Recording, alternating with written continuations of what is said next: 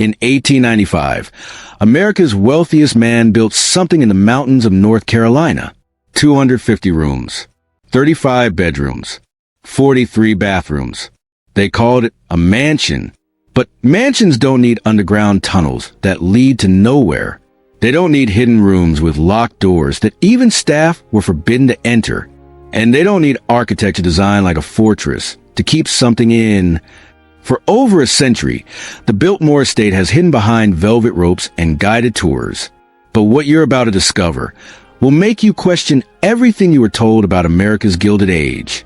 Because some secrets weren't built to be beautiful. They were built to be buried. Stay until the end, because the final piece of evidence changes everything. And once you see it, you'll never look at American history the same way again. A 25-year-old man arrived in Asheville, North Carolina with his mother. His name was George Washington Vanderbilt. He was the youngest son of the wealthiest family in America. His grandfather had built a railroad empire. His father had died 3 years earlier, leaving behind $200 million. George's older brothers had already claimed their territories. Newport mansions, Long Island estates, all the places where old money went to see and be seen. But George didn't go where he was expected. He came to the mountains, to a place most people in his circle had never heard of. And when he reached the point where two rivers met, the French Broad and the Shenandoah, he stopped. Something about that exact spot held him there. The official story is simple. George fell in love with the views, the climate, the mountains. He wanted a summer retreat, a little mountain escape. That's what they tell you. But here's what they don't mention. That exact spot, where those two rivers converge, have been occupied by human beings for nearly 10,000 years. 10,000 years. The Cherokee people called it something that translates to the place where they race. It wasn't just where water met. It was where nations met. Two major Native American trade routes crossed there. Ancient highways connecting South Carolina to Ohio, Virginia to Tennessee. For thousands of years, people traveled those paths, trading copper from distant river valleys, carrying mica from mountain ranges hundreds of miles away, meeting, racing, holding ceremonies. And right at that crossroads, sometime between 400 and 550 AD, they built something, an earthen mound. Now ask yourself this. Why would George Vanderbilt, a man with unlimited wealth and options, choose that exact piece of ground? He could have bought land anywhere. The Adirondacks, the Rockies, California coast, Europe even, but he wanted this spot. By the time he finished buying, he owned 125,000 acres, nearly 700 separate parcels. That's not a summer house. That's a territory. And at the heart of it all, right where he decided to place his mansion, sat that ancient mound. The ceremonial center where a sacred pole once connected three worlds, above, earth, and below. The landscape architect George hired, Frederick Law Olmsted, took one look at the land and basically told him it was terrible. Poor soil, miserable woods, unsuitable topography for what George wanted to build. But George didn't care. He wanted that land. Before George ever signed a deed, the land belonged to someone else. 28 African-American families, more than 100 people. They'd built a community they're called Shiloh. After emancipation, freed people had claimed that ground, built homes, established a church, created a school, farmed the land, and then George Vanderbilt wanted it. He paid them, well, they say, above market value, $37 per acre when land was going for much less. He relocated their church, gave them new land about a mile away. They called it New Shiloh. Generous, they say? But here's what stays with you. The exact spot where Biltmore House now stands, where tourists walk through 250 rooms, was owned by Reverend Boston A. Jenkins, a trustee of the Shiloh AME Zion Church. The mansion sits where his land was. And beneath it all, beneath the foundations George's workers laid starting in 1889, beneath the 11 million bricks, beneath the French limestone and the grand staircases and the 70-foot ceilings, there's still that mound, reduced by centuries of plowing, but still there, still holding whatever it held for 1,400 years before the Vanderbilt family ever heard of North Carolina. So let me ask you again, when someone with unlimited resources chooses ground that was considered sacred by indigenous people for millennia, served as a crossroads for ancient trade spanning hundreds of miles, held a ceremonial structure connecting worlds beyond this one, required displacing an entire black community to obtain, was he choosing a location for view, or was he claiming something that had been claimed before? Because in December 1895, when George Vanderbilt opened the doors to Biltmore House on Christmas Eve, he didn't just build the largest private home in America. He built it on top of something older, something that had been drawing people to that exact spot for 10,000 years. And whatever was there is still there, waiting beneath 175,000 square feet of stone and dreams. George Washington Vanderbilt was not like his brothers. His relatives described him as slender, dark-haired, pale, shy, introverted, while Cornelius and William K. ran the family railroad empire, and through parties that made headlines, George preferred libraries. He collected books, paintings, philosophy texts. He taught himself 8 languages. When his father died in 1885, leaving behind $200 million, most of it went to his older sons. George inherited $5 million, plus income from a $5 million trust fund, enough to live comfortably anywhere in the world. And this introverted scholar who craved solitude and spoke Sanskrit for fun decided to do something strange. He built the largest private home in America, 250 rooms, 43 bathrooms, 11 million bricks. Why would a man who preferred to be alone construct a monument designed to be seen from miles away? The answer is in what George studied. The Vanderbilt family imagined themselves to be American aristocrats. They built palaces to rival European castles. They threw balls meant to emulate continental nobility. But they had one problem. They had no royal blood, no ancient lineage, no titles passed down through centuries of breeding. Their fortune came from business, from railroads and shipping, from work, not nobility. So they did something else. They tried to buy a bloodline. In the summer of 1889, George traveled to England and France with his architect, Richard Morris Hunt.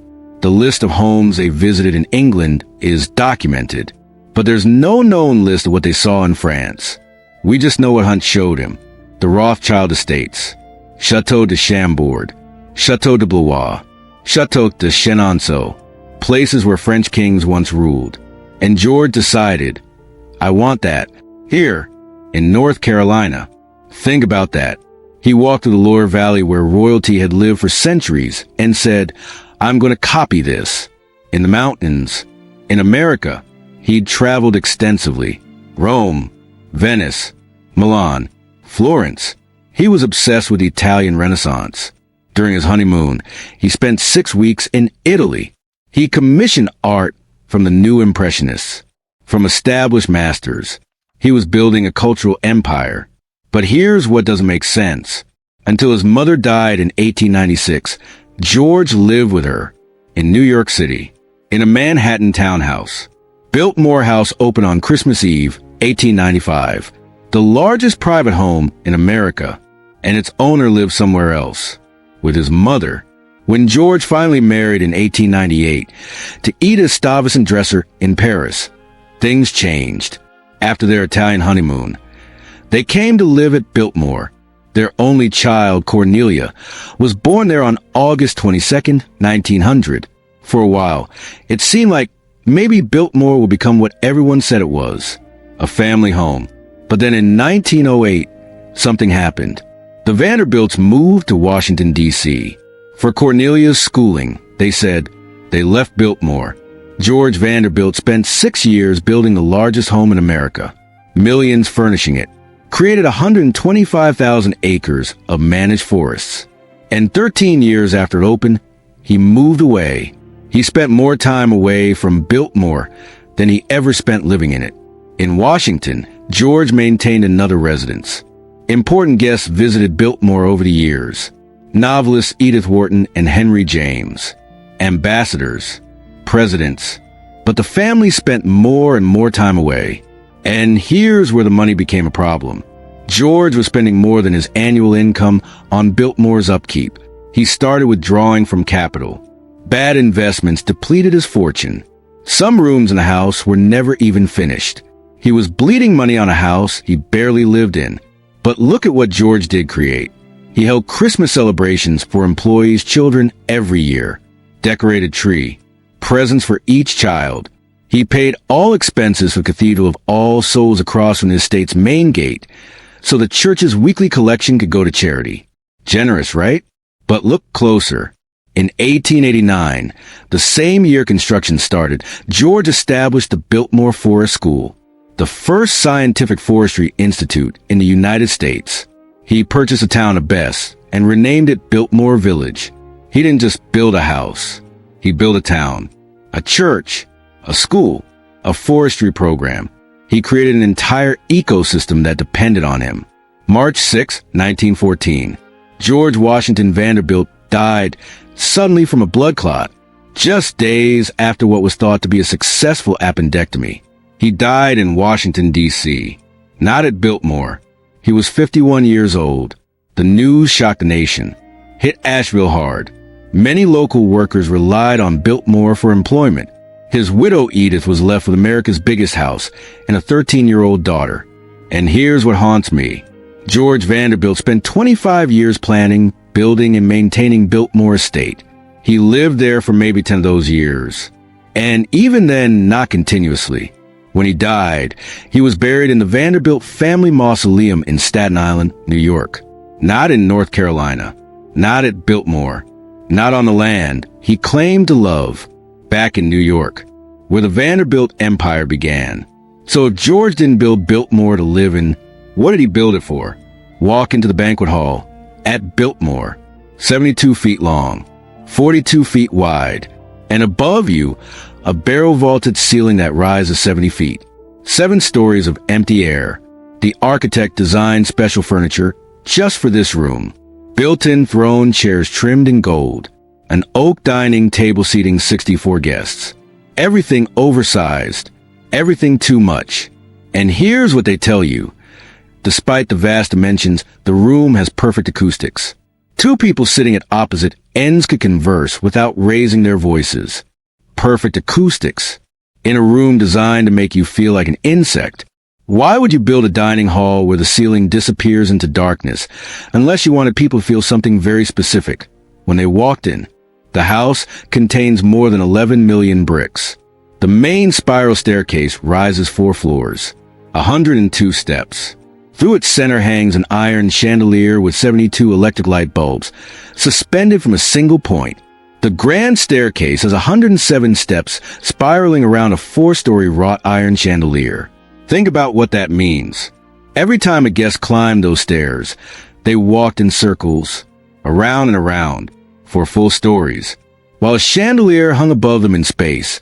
No support beams, no cables, just hanging there. It's not a staircase. It's a test. How long can you keep climbing before you realize you're being watched from every angle? Because everywhere you turned, someone could see you, but you could never see them.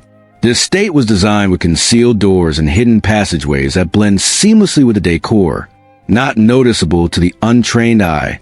These behind-the-scenes spaces were used to conceal the movement of servants. In the breakfast room, there's a camouflage door hidden in the wall behind the table. Leads to the butler's pantry. Servants would slip in and out, carrying meals. The door was designed to create a seamless appearance on the wall. Seamless, that's the word they use. As if making human beings disappear into wallpaper was just good design. Biltmore's network of service corridors was a marvel of design.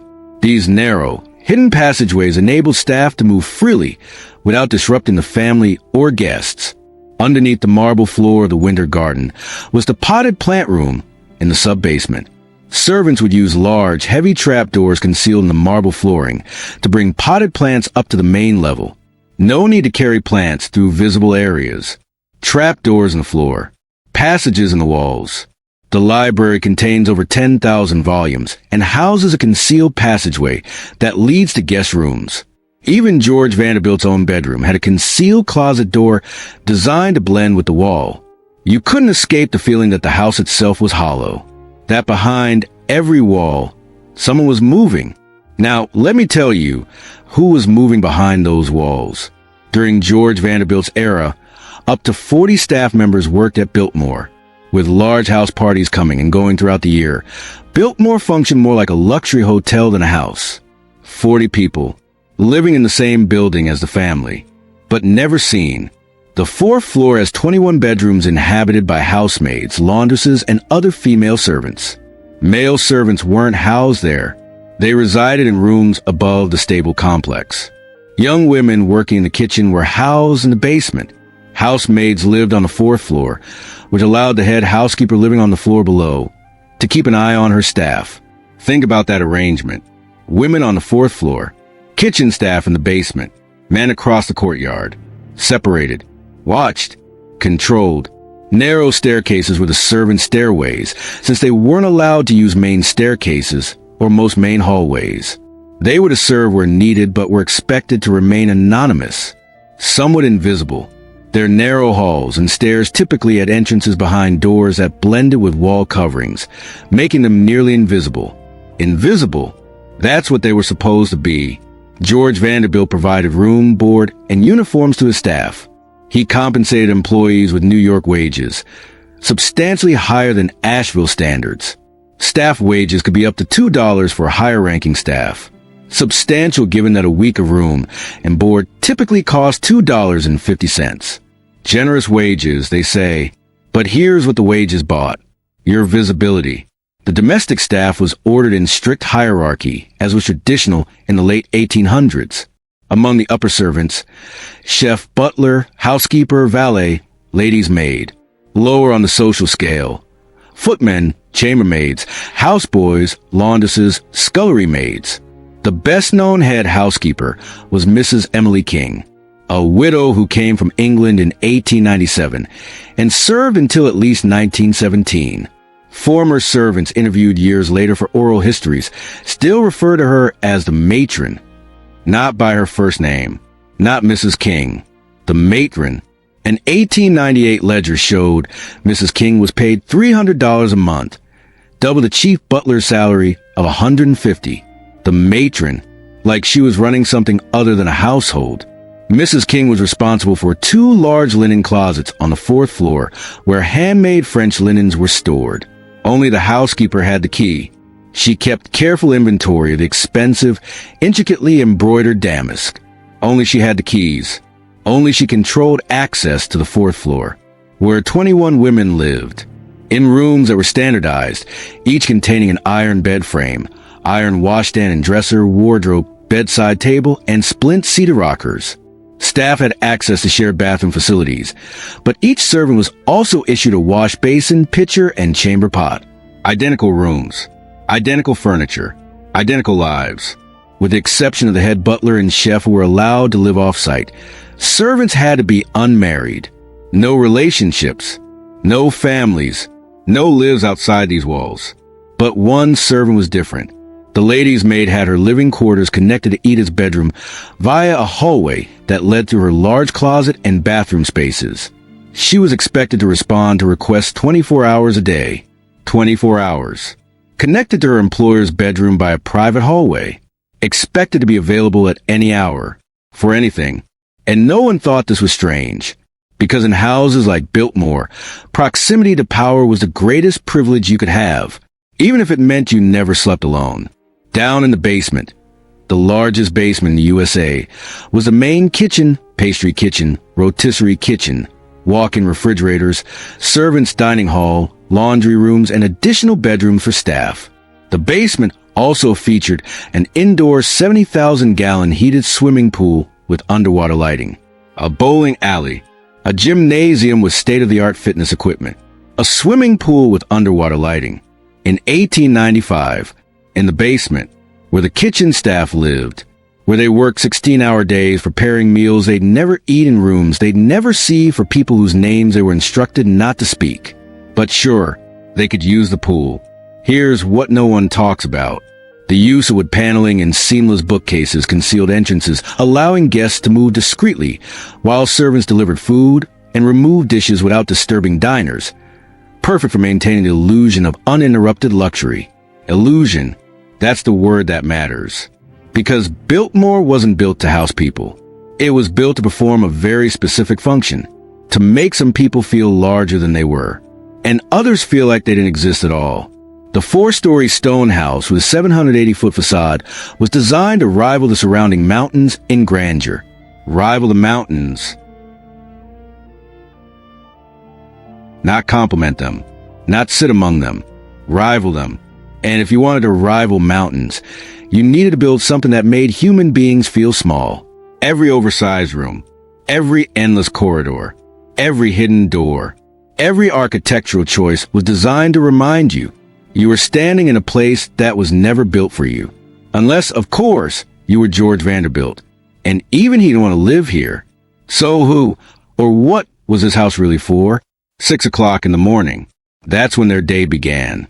40 people moving through corridors designed to keep them invisible.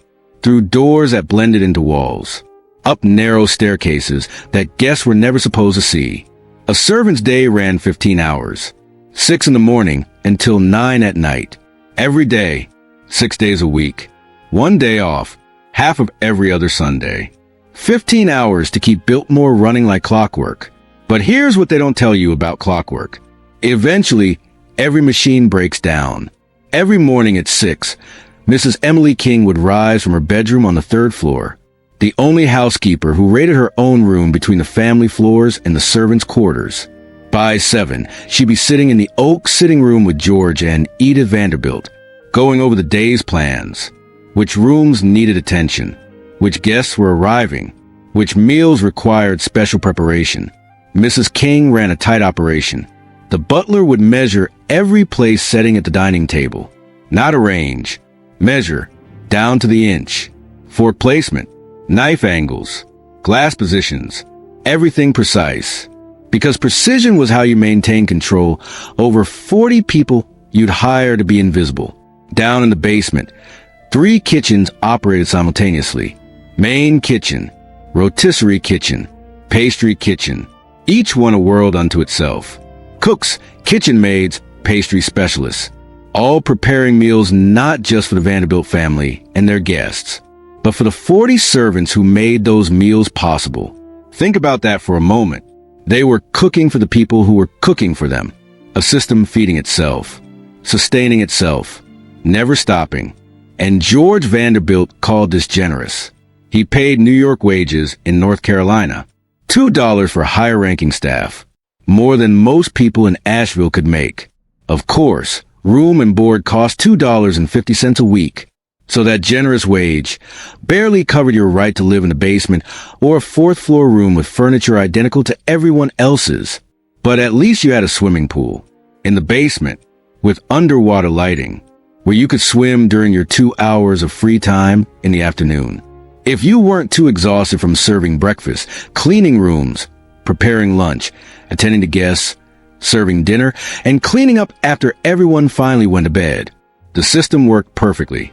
Until it didn't.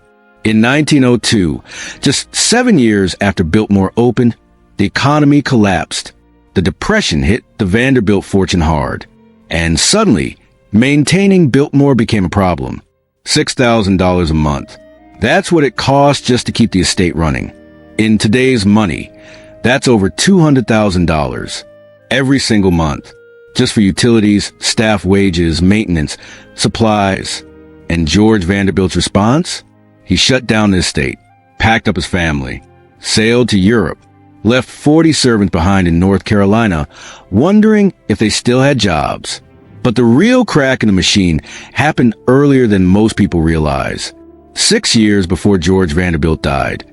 That's when he instructed Carl Schenck, director of the Biltmore Forestry School, to start selling off pieces of Pisgah Forest. The self-sustaining estate George had envisioned? It was failing. The forestry school was a financial burden. The farms weren't profitable enough. The entire grand experiment was bleeding money, and George knew it. So he started dismantling it, piece by piece, acre by acre, When George Vanderbilt died in 1914, he left his widow Edith with an impossible situation: the largest private home in America and no way to pay for it. Edith moved fast. Within months, she submitted an offer to the United States government: 86,700 acres of Pisgah forest, $5 per acre. The government accepted immediately. They knew a bargain when they saw one: $433,000. That's what Edith got for land George had spent years assembling, land that was supposed to be the foundation of his family's legacy. She sold it for pennies just to keep the house from being foreclosed. But even that wasn't enough. In 1916, 2 years after George died, a flood destroyed the Biltmore nursery, one of the few estate ventures that was actually turning a profit. Gone. World War I drained the remaining resources. Young men who'd worked the estate were drafted or left for better opportunities. By 1920, Biltmore Estate was struggling to survive. The dairy operation kept it afloat. Barely. Everything else was sinking. George Vanderbilt's daughter, Cornelia, was born at Biltmore in 1900, grew up in that massive house, had everything a child of wealth could want. In 1924, she married British diplomat John Francis Amherst Cecil. 10 years later, they divorced, and Cornelia left Biltmore, never came back. The house her father built, the estate she inherited, the monument to American aristocracy. She walked away and never looked back. Think about what that means. The child who was born there, who knew every room, every secret passage, every hidden door. She chose to leave. By 1956, nobody from the Vanderbilt family lived at Biltmore anymore. 61 years after it opened, the house ceased to be a home. It became a museum. But museums don't pay for themselves. By the early 1960s, when George Vanderbilt's grandson William Cecil came back to try to save his estate, it was losing $250,000 every year, $250,000, just bleeding out.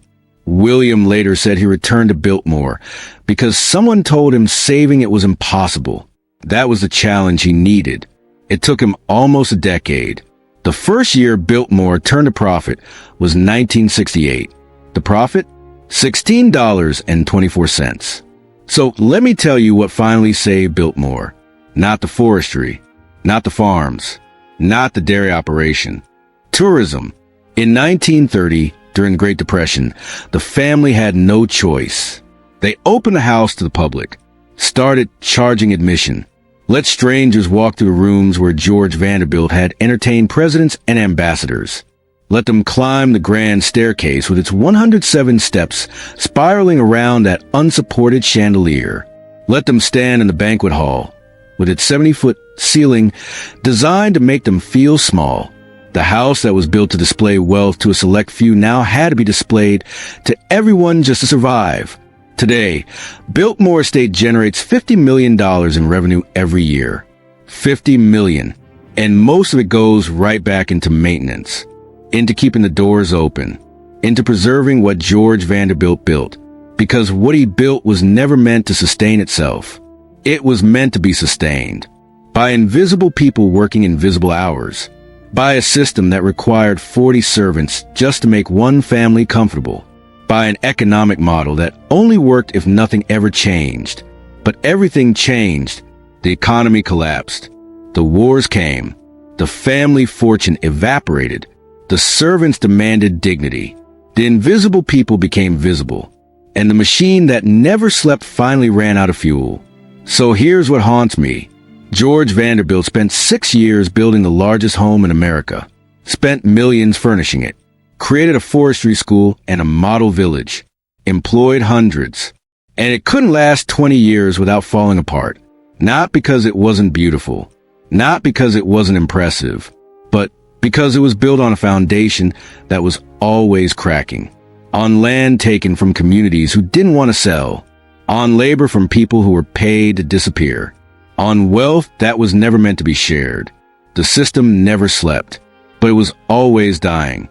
And the house that was supposed to stand for generations, it only survived by becoming the one thing George Vanderbilt never intended it to be, a place where anyone could enter, for the price of admission. July 16, 1916. 2 years after George Vanderbilt died, the Shenandoah River began to rise. It had been raining for over a week. 2 back-to-back storms. The kind that don't have names because weather forecasting barely existed.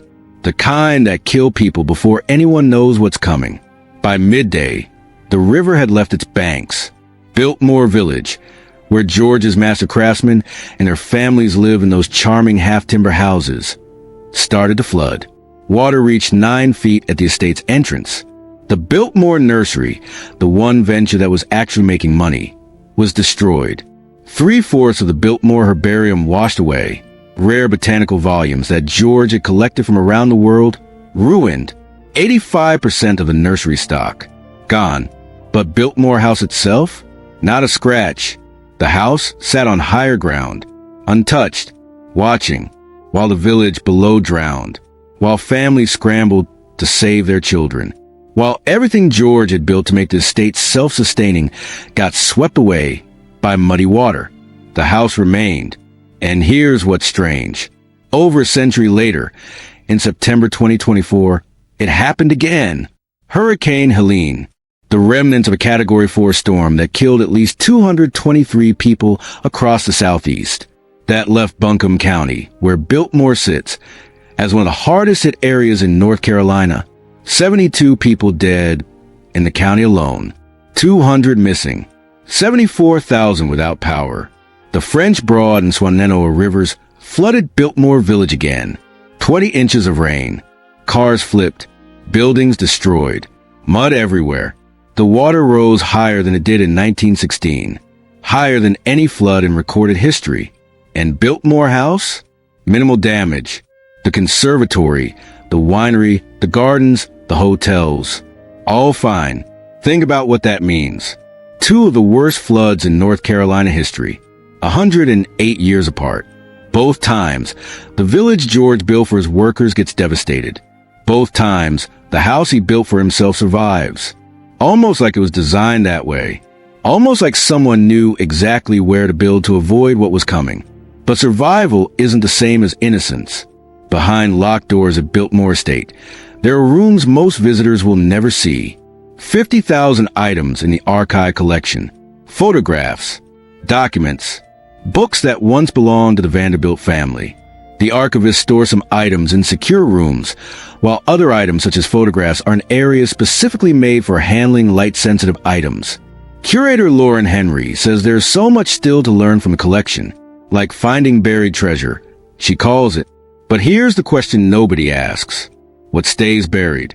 During World War II, Biltmore House closed for 4 years, but it didn't sit empty. In 1942, 62 paintings and 17 sculptures were moved to the estate by train from a National Gallery of Art in Washington, D.C. The Gilbert Stuart portrait of George Washington. Works by Rembrandt, Raphael, Anthony van Dyck. They stored them in the music room, the room George never finished. Why Biltmore? Because someone decided it was the safest place in America to hide the nation's most valuable art in case of attack. A house in the mountains of North Carolina, far from any coast, far from any major city. A fortress that had already survived one great flood. Protected, watching, waiting. The archives hold more than paintings. Time books showing the names, hours, and wages of dairy workers from 1908 to 1909. Correspondence from Estate Superintendent Chauncey Beadle. The largest archival collection of any of George's managers. Files and files pressed tight. Everything documented. Everything preserved. Everything except the things that aren't. Because here's what you need to understand about selective history. The story you get on the tour is the story someone chose to tell. Cornelia Vanderbilt painted doors with seascapes. George collected rare books. Frederick Law Olmsted designed beautiful gardens. All true, but incomplete. After Hurricane Helene, the Biltmore Estate helped restore the Cathedral of All Souls Church. For feet of muddy floodwater had filled the sanctuary. The estate stored 46 quarter-sawn oak pews, more than 100 boxes of archival materials. Conservation teams cleaned the pews with soft bristle brushes, hot water, dish detergent, The same pews that served as beds for displaced survivors during the 1916 flood. The same pews that got tossed around like dollhouse furniture in 2024. Preserved, protected, cleaned. But why? Why does the Biltmore Estate, a private business generating $50 million a year, spend resources preserving church pews? Because preservation isn't just about maintaining buildings. It's about controlling narrative. The cathedral was commissioned by George Vanderbilt, designed by Richard Morris Hunt, the same architect who built the house, completed in 1896. It's the only church Hunt design that's still standing. The estate says they're honored to support preservation work in the community. But there's another way to look at it. The estate controls access to the church's archives, controls which documents get preserved, controls which stories get told, and which stories stay buried under 4 feet of mud. After Helene, Biltmore reopened on November 2nd, 2024, just in time for the holiday season. 165,000 visitors came, half of what a normal year would see. But by the next holiday season, 330,000 visitors expected, almost back to normal. The entrance needed extensive repairs. The low-lying farm areas were destroyed. Some animals died. But the house? 36 Christmas trees inside. 75 more scattered across the property. 10,000 ornaments. Over 100,000 lights. A 55-foot Norway spruce on the front lawn. Business as usual. Here's what nobody talks about. Biltmore Village, the place George built for his workers, got devastated twice. In 1916, families lost everything. In 2024, businesses were destroyed, homes flooded, lives upended. Both times the community rebuilt. Both times they reopened. Both times they survived. Because that's what people do when they don't have a choice. But Biltmore House? It never had to rebuild. It never had to fight. It just stayed, watching from higher ground while everything below it drowned. Maybe that's the real story of Biltmore. Not that it's beautiful. Not that it's impressive. Not that it survived. But that it was built to survive. On land that was sacred long before the Vanderbilts arrived. With architecture designed to make you feel small. With systems that required people to disappear. With foundations laid so deep and so strong that nothing, not floods, not wars, not economic collapse, not time itself, could bring it down. George Vanderbilt didn't build a home. He built something that would outlast everyone who touched it, everyone who served it, everyone who died for it. And it's still there, still standing, still watching, on ground that was chosen, not found, in a location that survives every storm. Behind walls that hold secrets in locked rooms, with archives that document everything except what matters most. Maybe Biltmore was never meant to be lived in. Maybe it was meant to watch. And wait. For what? That's the question we can't answer. Because the people who could have told us, they're long gone. And their stories are buried under 130 years of selective history. Under 4 feet of mud that nobody cleaned up until it served a purpose. Under a foundation that refuses to crack. If you're still watching this, you're a part of something most people will never understand. Most people scroll past. Most people don't care about the invisible people who built empires they couldn't inherit. Most people don't ask why certain houses survive while the communities around them drown. But you stayed. You listened. You wanted to know. So do me one thing. Drop a comment right now telling me where you're watching from. Your city. Your state, your country. Let's see how far this story has traveled. Let's see who else refuses to accept the history we've been fed. Because stories like this don't spread by accident. They spread because people like you decide they matter. And if enough of us speak up, maybe, just maybe, someone will start asking the right questions about the houses that refuse to die. Comment below. Let's build something they can't ignore.